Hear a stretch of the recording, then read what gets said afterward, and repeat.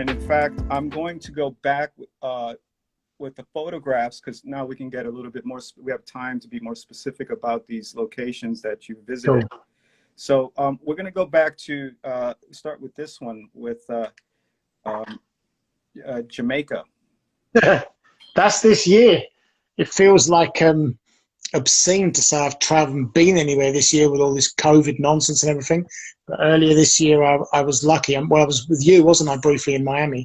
And right. I did a quick trip to Jamaica, and I was with friends of mine, like including a Jamaican guy. And I was like, man, I want to do graffiti. And the guy knew the place, and he was like, this is the spot. Then he took me, and we just went there and done some graph at night. And I got these couple of little pictures.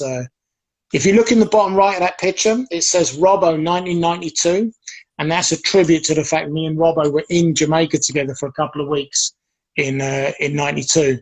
So although I've been back a couple of times, I hadn't done graffiti, and the first graffiti I did, almost 30 years later, I made a point of putting his name on it. The next image. Shout out to Rockers International, Rockers London, which is the guys I was with in Jamaica. You see on the piece there, I wrote Rockers. This one is in Brazil, and one of the things that's really interesting, you see the pichação all around you. There's two times in my life, like in the world of graffiti, that I went places and I just looked around and thought, I just need to give up because I'm just so minuscule and irrelevant. And one of them was the first time I went to New York. I looked around and I was like, man, how would you compete with this? And the other time was Sao Paulo, just looking at what those guys do. I mean, you can actually see in the photograph my irrelevant little tiny tag compared to the stuff that these dudes do. And yeah, you feel inconsequential. It's just insane what they do to that city, to a lot of Brazil, but particularly Sao Paulo. I think it's amazing. I love it. What is it, dude, when you go to, like, for instance, this is Australia. Every country you go to pretty much has a graph scene. Yeah. This is me and like shout out to Seth, WD crew, and Tron, rest in peace, the guy in the red sweatshirt, passed about 9 years ago. Yeah, I met Seth, the guy in the middle in London, like in about 1989, 90, and then had the invite. And about 7, 8 years later, I went to Oz. And obviously, as graffiti writers, one of the things you do, just go out and find somewhere. I actually, when they took me from Canberra out into the countryside, I actually said, have you got any of them signs with a kangaroo on it? Because I want to bomb one. And they thought I was an idiot. And we drove like a couple of like miles out into it. And they were like, oh, I can't believe we've actually got them things. Like something they'd never paid attention to. And I jumped out and did my little tag. Where else in the world can you write on a kangaroo sign? Do you know what I mean? Yeah, no, that's great. And I think, again, you're landmarking. And what's interesting, right, is that in this day and age, you have your national passport, but yet you have this other passport, your creative passport, your graffiti passport. Definitely. So wherever you go, you find them, and all of a sudden you're tapped into your community. Yeah, I mean, it was difficult in the early days of traveling when I first went interrailing in Europe, like in '86, and I didn't really know anybody then. A couple of years later, I started linking with people. I started meeting people in London, taking their numbers. And then I was traveling further afield by late in the 90s. And it was difficult to make connections. The internet was young. It wasn't that easy. And now it's pretty easy. Now, I mean, I was in Central Asia a couple of years ago and literally was hanging out with young dudes from like Kazakhstan and stuff, basically, who I'd got a number for somebody from Russian guys when I was in Moscow. Yeah. And that person was busy. They were out of town. They passed me on to these young fellas who, I mean, they must have been more than 30 years younger than me. And we went out, we did graffiti, shout out to those guys. And they looked after me and stuff. This is in Tbilisi, this picture, another, well, basically not so much Central Asia, but like sort of like Eurasia. But yeah, it's unbelievable now. I mean, that's in Morocco. I didn't know any graffiti people, but now I probably could go on the internet and find Moroccan graffiti artists and make a connection. It's unbelievable. Like how worldwide graffiti is. Yeah. And I mean, we built a lot of networks ourselves back in the 90s, stuff like the WDAOK connection, the connection we made with Australia, the connection Chucky made with you guys. You know, in the 80s and the 90s and stuff, we built our own connections, you know, face to face, but they obviously last, you know, a long time. We still have those connections, but nowadays it's, I mean, any country in the world, you could sort of go online, and if you can't find a graffiti writer, find a street artist or find somebody doing something artistic and link with them, and, you know, make your way into the art world of, I don't know, wherever, Malawi, you know, anywhere in the world, somewhere that probably doesn't have a graffiti scene. You could use the internet now to connect.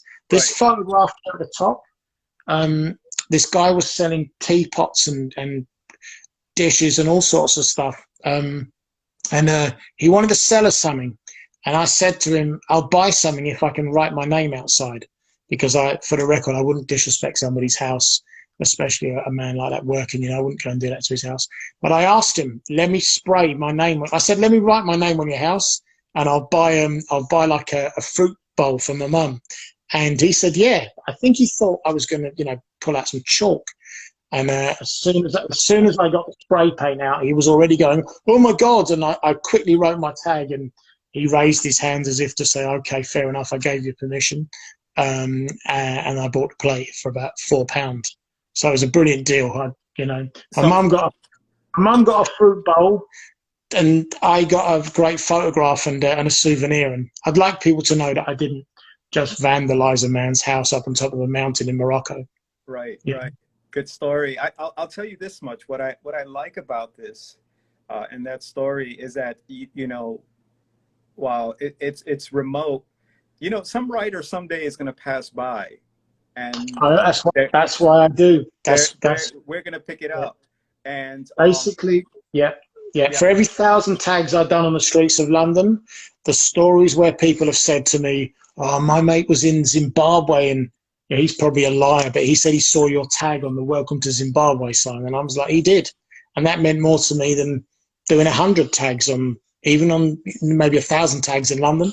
Or maybe one day a guy will be going through the Atlas Mountains and see that and just be like, oh my God, what happened here? I love this interactions. They make it worth doing. And even if nobody sees it, I don't care, because I've got the memory of doing it, and maybe I've got a photograph, but if someone sees it, that's just a bonus. Yo, I'll share something with you to that point about the Atlas Mountains, because when I was in Morocco, I took like a 2-hour hike into it with some friends into the Atlas Mountains, and then out of fucking nowhere, you know, deep in the Atlas Mountains in a ravine, somebody managed to do a fucking big piece, a graffiti piece. It was toy. It was toy. I don't know what it was, but to your point, right? Yeah. And I'm like, what the hell is this doing here, in a place where there's no running electricity or water, and it's so remote in these villages? It's beautiful. I love it.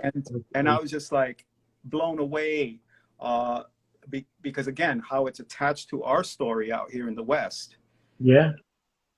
Like, I mean, just this is in a rough neighborhood in Casablanca in Morocco. It isn't finished because I got arrested, basically. I just found this spot. I asked a couple of people, and the store owner said, yeah, I know the guy who owns the building. There was some rudimentary graffiti on this, something in Arabic or something. And this guy said, yeah, you could paint that wall. He won't care. He you know, so, and that's all I need, to be honest. Just, I mean, a little bit of permission. Like, I mean, I don't always have permission, but to stand painting a street in the hood in Morocco, I'm not exactly going to do that illegally in the middle of the day. So I ended up with an audience of about 20 kids, and people in houses bringing out mint tea and everything. And this whole graph session went down, which I hadn't intended, with an audience. But the police turned up, and they had a problem with the fact that I didn't have permission to paint in public, and that I could offend local sensibilities. With it being a Muslim country, they were concerned, you know, what was he doing? You know, could I suddenly start painting, you know, rude characters or reference to alcohol, or I don't know, whatever would offend local sensibilities. And they arrested me, took me to my hotel, got my passport, I didn't get put in a cell, luckily, but I was in the police station for a few hours, and I was driven around Casablanca by the police, and it was quite funny getting marched into the Hyatt Hotel, and I think I was with the chief of police because everybody seemed to know him. Either that or he was Casablanca's most sort of popular cop. But, you know, we got this big greeting, and then he obviously explained in his language that, that I'd been arrested and they needed my passport from my room. But they didn't do anything bad. They took my cans. I asked if I could finish. They said no and laughed at me. They threw me out of the police station. I went back to this place to take pictures of what I'd done, and all the kids come out cheering and like sort of, they were all my new friends, and they were like, you know, celebrating. And one of the guys that could spoke a bit of English, an older guy, he said, you're one of them now, like, because I'd been taken away by the police. And that was beautiful. And I like that piece isn't finished. I tried to put the Moroccan flag in the R, if you look. Yeah. I like that it's not finished because the story is better than if it was finished. I like it, you know. And that's graffiti and traveling, you know, it makes its own story. That's in Argentina, painted with good people. Shout out to DJ Totem. Shout out to Zia, a New York legend that lives out in Argentina these days. Yeah, I made my connection down to Mar del Plata through him. That's in India. There was a project of wall painting, like with paintbrushes and stuff, with next to Dharavi slums, which is the biggest ghetto in Asia, the biggest shantytown. And I just went there and said, "Can I paint?" I said, "I've got a few cans." They gave me some more, and I used mulch as the base, and I did my New York-inspired graffiti in amongst all their like Bollywood paintings and sort of, you know, street art things. And again, we had an audience of street kids. It was beautiful. Do you know what I mean? Yeah, I you know what I like about this? If you think about the geography and where you are in India, of course, India being one of the most vibrant and lush and colorful places you'll find, this piece completely like speaks to that place. Yeah, I think sometimes I go places, and maybe I am openly inspired by the place, but I think sometimes what happens is the fact that people there who paint art are sourcing it from the same place as me. So if they go into a shop and buy what colors are available, you know, I'm doing the same thing. Do you know what I mean? Or like there's only, with these places, like there's only 2 or 3 sort of, nowadays they would have graffiti shops, but when I painted that, a car paint shop would probably only have 2 or 3 brands of color. So me and the street art guys and all the other guys, you know, not regular street art, but like sort of Bollywood inspired kind of poster looking graffiti that you see out there, they would be buying their spray paint for the same shop I was going to, and the color pool would be limited. So it would be taking that inspiration, you know what I mean, from the fact that we had access to the same materials, you know. Is this India as well? Yeah, that's in Mumbai. I call that picture "Get Rich or Die Trying." And if you look, all the guys have got like white shirts, briefcases. Yeah. And they're all going to work, man. Like sort of no doors on them trains. You just hang off the side. And those, you know, that's in Burma or Myanmar Republic as it's called now. And just me and a friend were like, shout out to Shy, WSR. We were like sort of street walking, you know, track walking, doing all sorts of stuff. Had a few bits of cans on us, and we just ended up in the yard. And I was like, we might as well do something. We were like, we could get shot for this shit. And it was like, let's do something really quick then. Hence, you can see on that Myanmar thing, the scribble filling. I mean, I don't even know the consequences of getting nicked in places like that. That's a track side in India, clearly done for the photograph because the people on the train can't see the tag. Mm-hmm. But such is the nature of graffiti tourism. This is in Azerbaijan. I've been a couple of times. First time I went, I met a guy from the Azerbaijani Arts Council. And when I went back the second time, I hit him up in advance. And he's like, yeah, man, come and paint. And I ended up on Azeri television and all sorts of stuff doing this piece on a rooftop in Baku. But, you know, to me, it's like sort of, I'm not doing that trying to promote myself or anything. But if I can turn up, I went for a football match. That I'm not going to talk about because my team lost. But the bottom line is that I went there for football and to have fun, and ended up doing graffiti, which I love.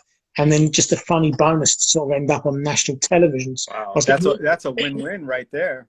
Yeah, yeah. I mean, I'm not promoting anything, you know, to be honest. But the truth is that as a graffiti writer, it's just, you know, how wild to be in a country that didn't exist 20 or so years ago, live on television doing graffiti and being interviewed. Basically, I think there's a clip somewhere of me like dubbed where it looks like I'm talking Azeri.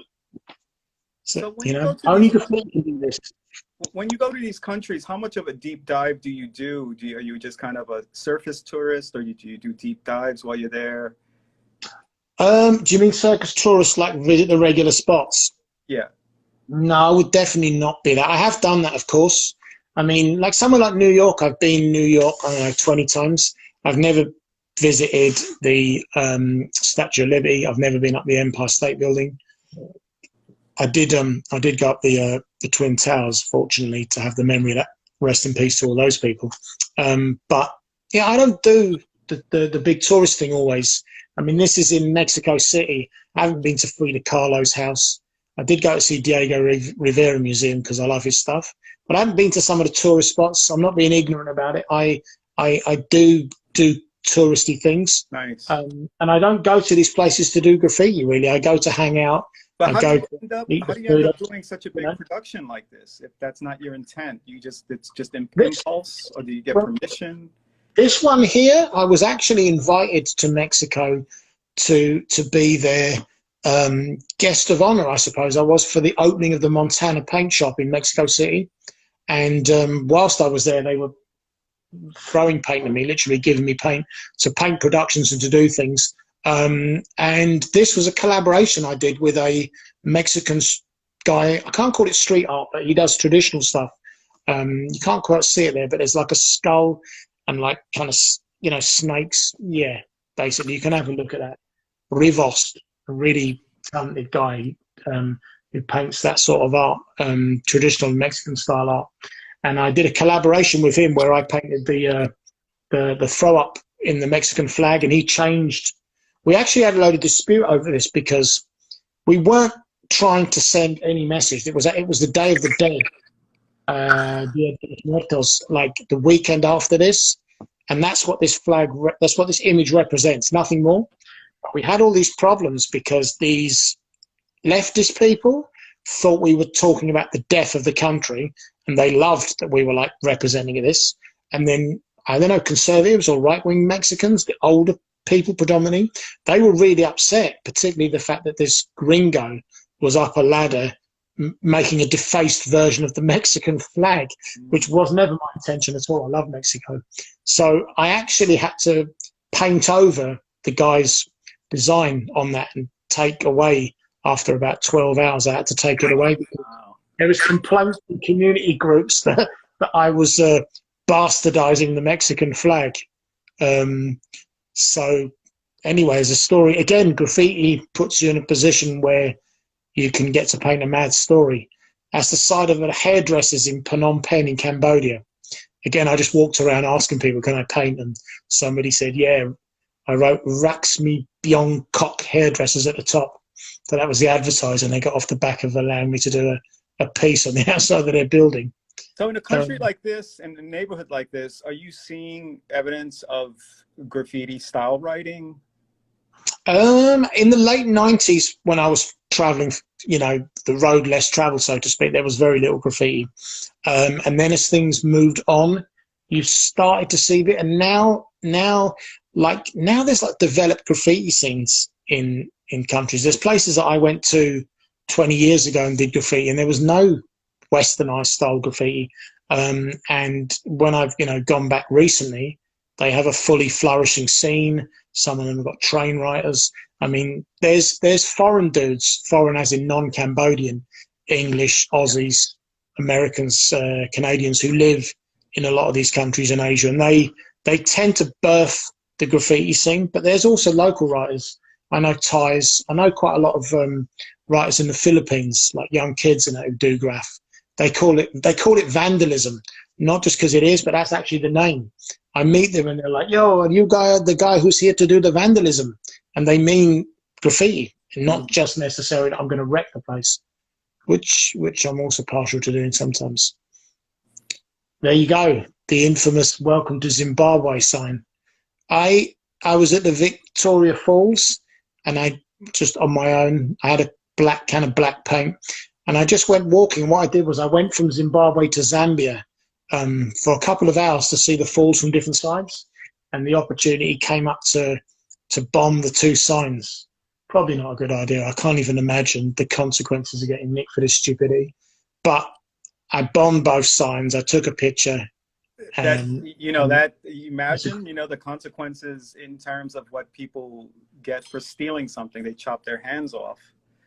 Well, some countries they do. I don't think Zambia and Zimbabwe are hand chopping places. That would be more like some of the Middle East and stuff. But I definitely wouldn't fancy becoming the plaything of sort of my new cellmates. Do you know what I mean? You know? But, you know, I don't know, basically. I wouldn't try to get too involved and do anything too complex in these places. So, I mean, it might just seem like graph tourism. Unfortunately, I'm here to tell the tale, and there is nothing awful to tell. But I probably wouldn't want it to suffer badly from getting caught doing that kind of stupidity. Do you know what I mean? Chino said they'll cut my spray finger off. Yeah. I mean, to me, I haven't got one. I could use the other one. I'm not that talented with my spray finger, you know. I'll offer them the wrong hand and trick them, you see. That would be my clever move, you know.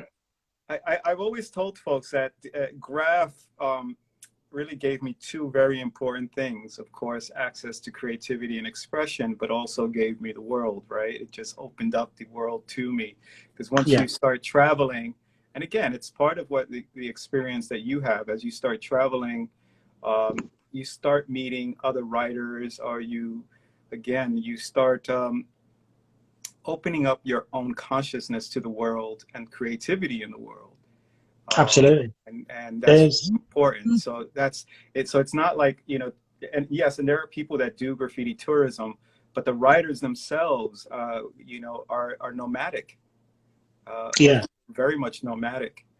So in these last minutes, I want to get people to ask you some questions. So if you guys have any questions for DRAX, you know, DRAX, please, you know, like hook it up. You know, give us a little shout out here if you have any questions. I'm looking at some of the people in these comments and dreading the questions that they're going to ask. Wayne COD's in the house. Oh, Wayne will ask a sensible question. Graffiti Beijing. Change my thing about bumpkins. No, definitely not. Bumpkins should stay where they are, and they should like sort of suck on barley and drive tractors. That's a joke, basically. Some of the best writers in the world are bumpkins. I've always known that. But we're still a bit London. We're still a bit London aggressive, and we use comments like Bunksy, but like bumpkins. But there's no disrespect meant. Sure. Somebody's posing a question. Robo Wabanksky. Obviously, I'm not even going to answer. Team Robbo, all day long. Beirut Presidente. So Frez, you know Frez, right? Fred, yeah, of course I do. Shout out, Frez. I met him in Dubai, and he's my homie. So I see you, brother. Question here. Coming here. How do you choose your name letters? I wish I didn't choose an X. I know that much. Somebody said, "Fuck Spurs." I agree. Yeah. What do you think is the most important element of graffiti? Tags, throw-ups, or pieces? Tags. Tag is the essence of graffiti. Boom. There it is. Your tag, you do graffiti. Basically, whatever you're doing is something else. If you haven't got a tag, what have you got, basically, you know? That's right. Everything stems from that, for sure. Wayne wrote Original Travelers, Connecting the World and that. Like I met Wayne in the early 90s in New York. Saw him again when I was in Miami with you guys, you know, almost 30 years later or something. Only graffiti does this. I know there's other subcultures that probably do, but I mean, graffiti does it in a unique way. And like you said, it opens your mind. You meet people, all different kind of people, different communities, different countries, different backgrounds, different social groupings.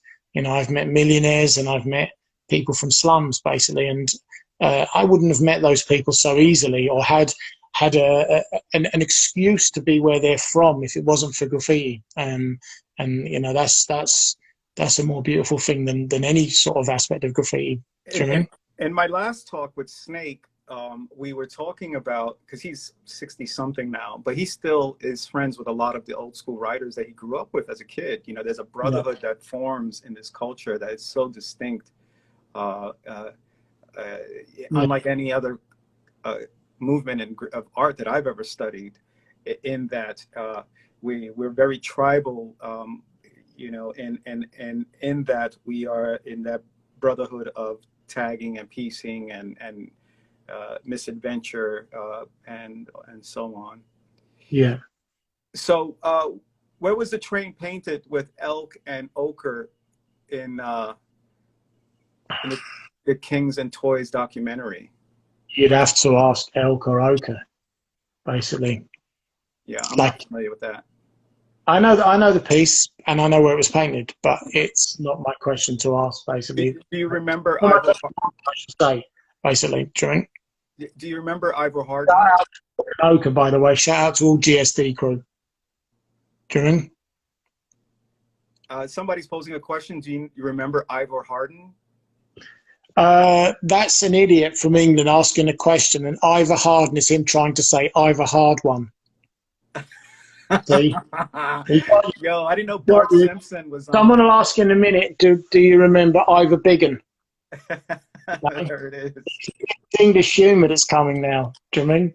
So let me ask you this. Since now that graffiti has matured, shout out to Lana. I'm just mentioning my friends in the comments here. Shout out to Crew. Do you mean KMS Crew New York? Shout out to Spot. Okay. Yeah, you got a lot of good people in here. Yeah, man, definitely. Sorry about interrupting you there, man. Go on. No, the question is, you know, all being said, and you see that, you know, the generations keep getting better and better. There is, you know, obviously a movement of a lot of young artists towards the professional space. You know, that said, there's still a very active, I think more so active, you know, vandal culture going on. As you see all of this and the profiteering and the opportunities that come with the culture, and that, you know, you're a bomber. You're not trying to be that gallery guy per se. What are your thoughts on the culture itself moving further and further into that space? I mean, I love when I see people from the graffiti world making careers for themselves, being successful. I love when I see the art form being pushed into that space. I know some of the time, like, it might go in as graffiti and it becomes something else. And some of the time I maintain interest, like friends of mine that are, you know, artists in their own right outside of the graffiti genre. Sometimes I lose interest because it becomes something else, something that I might not be interested in, or sometimes it is something I'm interested in. But yeah, I love to see graffiti people getting success and getting money and getting exposure, because you know, there's a lot of us that came, or a lot of people in general that came from backgrounds that didn't have a lot, maybe didn't have opportunity. I don't know the story of every graffiti writer, but I particularly love when I see those guys getting over and making money and, you know, existing in spheres that they would never have existed in before without the in of graffiti art or art in general. So yeah, I love to see graffiti pushing boundaries and pushing further into the art world, and respect to you and Kat for what you're doing as well in you know, in pushing that, basically. Yeah, well, we're kind of, you know, at that age where legacy becomes important in terms of the culture and you know, collectively, let's just say, you know, I think we all have our own legacies to be concerned about, but I think there is the pioneers before us too. I mean, some of the things that I've heard and they were alluding to and laying down the groundwork was for our own self-empowerment, our own opportunities, because they weren't coming from the outside, right? And and again, I think that's kind of the ethos of the culture. You know, each one supports each other as best they can. I think, yeah, I think so. I mean, you know, if we want to go sort of like psychologically deep on things or whatever, and it's been written about, so it's not necessarily me making these theories. But I mean, graffiti is very, I mean, obviously it's a quest for identity to an extent, and a lot of graffiti writers, particularly prolific graffiti writers doing illegality, they're filling a void in their life, whatever that void is. It's not for me to say, you know, we've all got our own, but I think that there's graffiti writers who are filling a void, and they're basically creating substitute families through the graffiti world and everything, and they're searching for something, or they're searching for a way out of or away from trouble in their lives. And there is no real end game to a lot of it. With a lot of it, it's prison, it's, you know, getting electrocuted and losing a leg on the train tracks. It's basically, you know, not really allowing graffiti to kill you through various different means, you know, falling into bad company, and other stuff to do with graffiti. And then when people make it in the art worlds, I think it's beautiful, because some of them people, that is the end game to their graffiti world. And, or, you know, you don't have to do that. You can paint for however long you want and have it as something you love. But for some people, you know, you can't do, it's like, look at me, I can't climb a fence. I can't do the athletic side of graffiti anymore. I've still got heart to do stuff, but I can't physically do things at 55 this year. I was going to say 54, but 55 this year. I can't physically do certain things. I mean, what cop is going to not catch me if I try to run away? So basically, I still do my graffiti. I still travel. That's my thing. Maybe I'm lucky that I found my love in that, and there'll never be enough countries to not travel to. But with some other people, it's the art world and making a career from what they've done on the streets for years. And I think it's amazing when people do that, because it's sometimes a natural finish to graph, unlike the self-destruction that happens with a lot of people. You know, particularly in Britain, it would be ending up in prison. There's a lot of I think Britain and Australia are probably the two worst countries in the world for imprisoning graffiti writers. So what's interesting about that, right, as you travel around the world leaving your signature, because this really, like you said, it all starts with the signature, and the signature becomes this pathway into both identity and also some form of creativity, let's just say. Absolutely. So if you leave a tag in Zimbabwe, let's just say, yeah, who knows who that's going to impact, right? Nobody knows. It was done for you and for me and others. We look at that signature and say, hey, I could do that. I could have a name.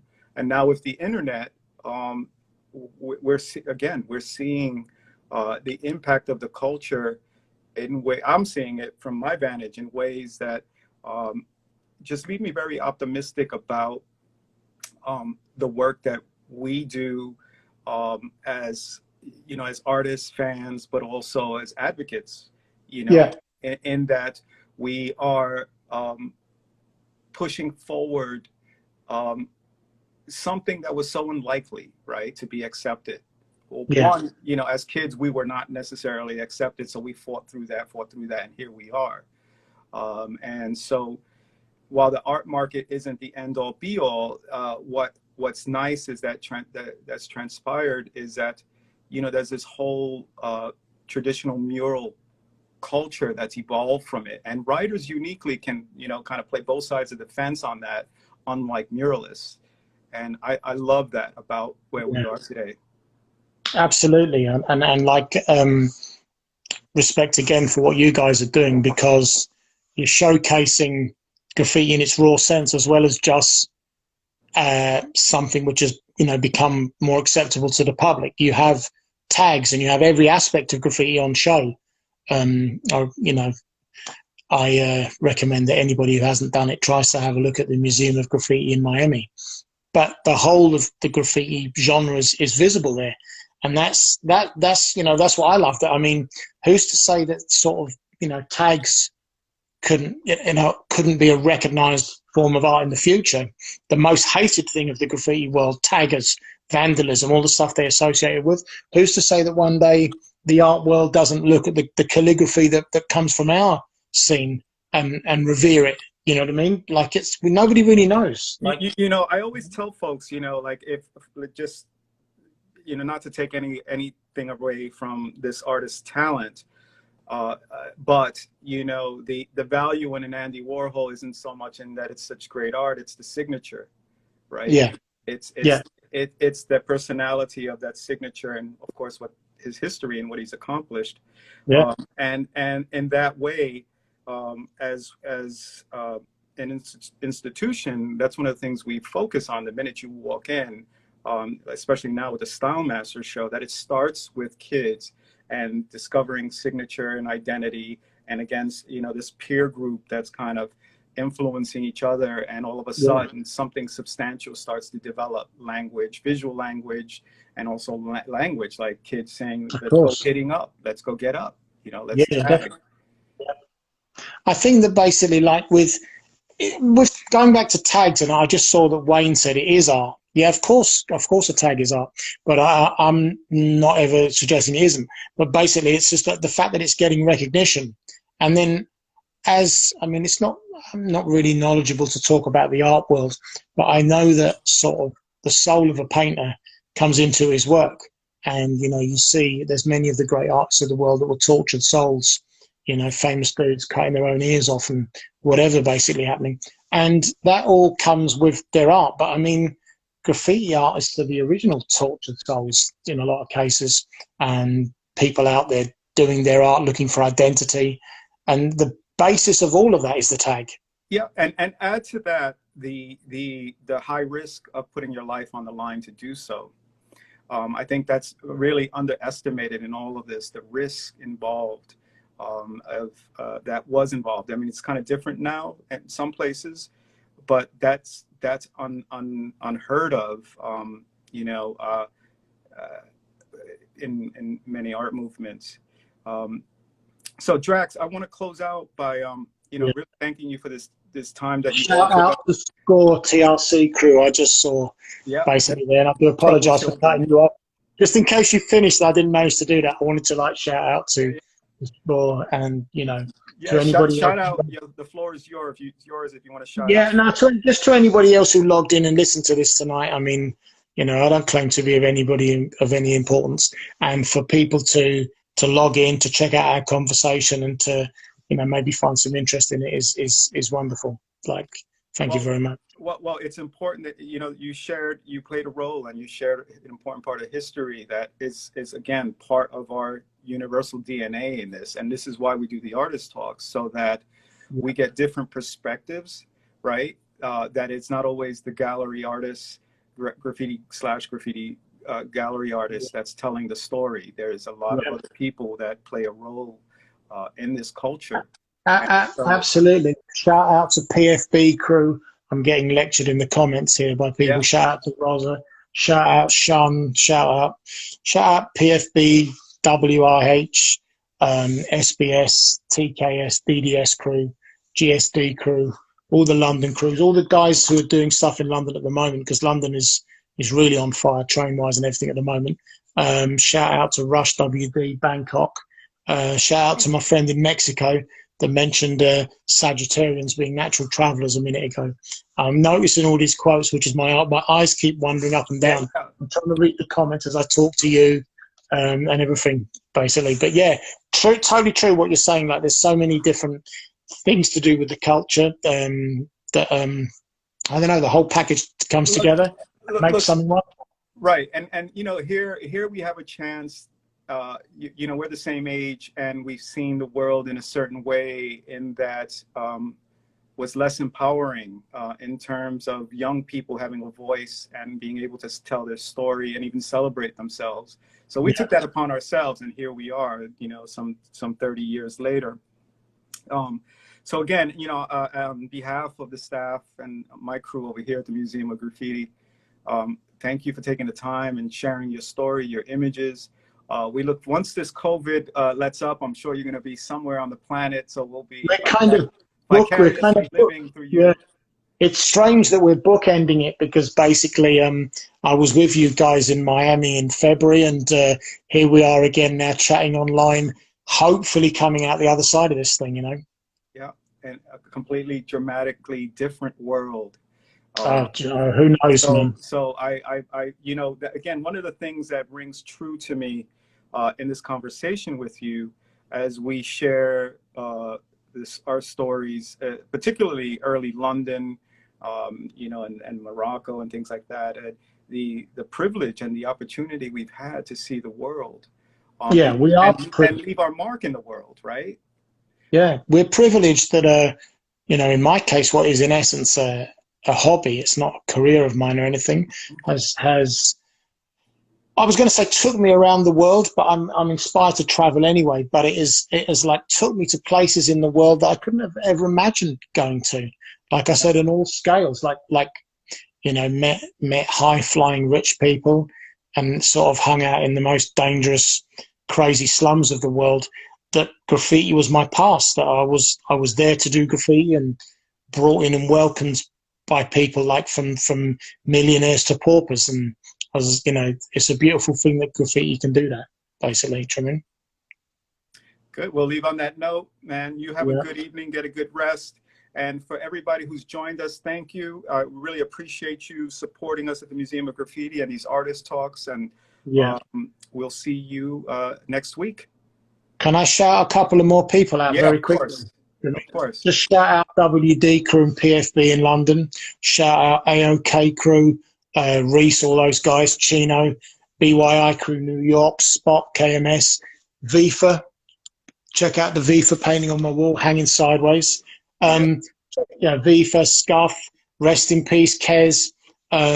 Shout out to Seth and those guys in Australia. Shout out CDC Crew, Finland, GVB Amsterdam, Rhyme, all those guys, rest in peace. Hi, rest in peace, Robbo. And thank you, everybody. Thank you for listening in.